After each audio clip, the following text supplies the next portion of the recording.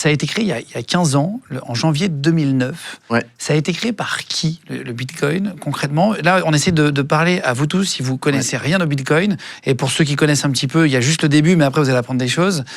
Qui a créé le Bitcoin? Comment c'est parti et pourquoi? Alors, c'est marrant parce que c'est une des grosses histoires de Bitcoin, c'est la création de Bitcoin et par qui, puisqu'on ne sait pas qui c'est. En fait, le Bitcoin a été créé par une personne ou un groupe de personnes, c'est d'ailleurs un peu le mystère que tout le monde essaie de résoudre, mais on sait qu'il y a un pseudonyme qui est Satoshi Nakamoto. Alors les gens disent japonais, pas du tout, d'ailleurs normalement non, mais en tout cas c'est Satoshi Nakamoto qui est une personne, on sait qu'il faisait partie d'un groupe qu'on appelle les cypherpunks. Qu'est-ce que c'est que les cypherpunks? C'est un groupe d'ingénieurs informatiques qui travaillent sur tout ce qui est technologie assez avancée de chiffrement. C'est ce qui permet qu'en fait, quand vous allez sur Internet, vos données soient chiffrées et sécurisées.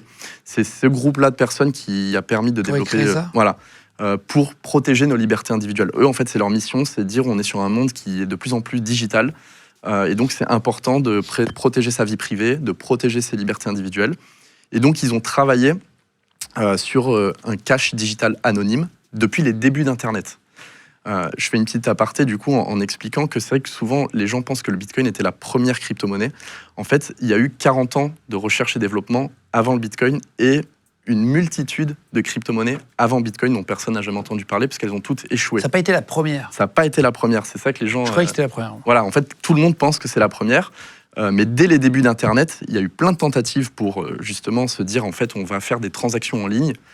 C'est important d'avoir un cash digital anonyme qui en fait répond aux mêmes besoins que le cash physique. Et donc les cypherpunks ont essayé coup après coup de créer ce cash digital anonyme. Donc on a eu eCash, DigiCash, eGold, Hcash, on a eu plein. Elles ont toutes échoué.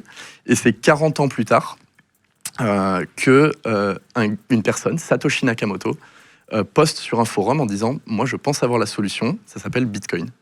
Et c'est un peu avant 2009, c'est en 2008 qu'il poste, donc octobre 2008, il poste sur ce forum ce qu'on appelle un livre blanc. C'est comme un papier scientifique, quand vous lisez un papier scientifique sur un sujet, un papier académique, qui explique, voilà, mot par mot, comment fonctionne, enfin, quelle est la proposition de Bitcoin comme solution, comment ça fonctionne et comment faire tourner le logiciel, etc., avec les formules mathématiques.